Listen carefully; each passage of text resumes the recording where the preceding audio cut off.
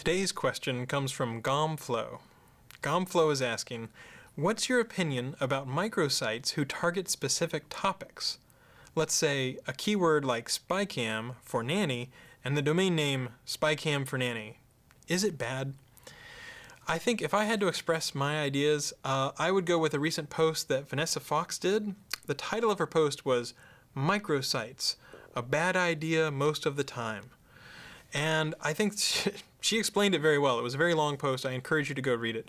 But essentially she said, look, the amount of time that you're putting into individual microsites is probably relatively low. So you're not giving a lot of love, a lot of care, a lot of attention, and as a result, that sometimes comes through. If you're developing, 500 different sites, you don't really have the time to put loving polish on each individual site.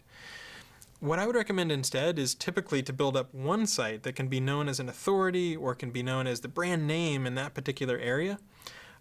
You can certainly try microsites, but a lot of times they don't necessarily rank all that well. They can be a little harder to build up the reputation for. People don't always want to link to them. So there's a lot of reasons why sometimes you forget to renew the domain name.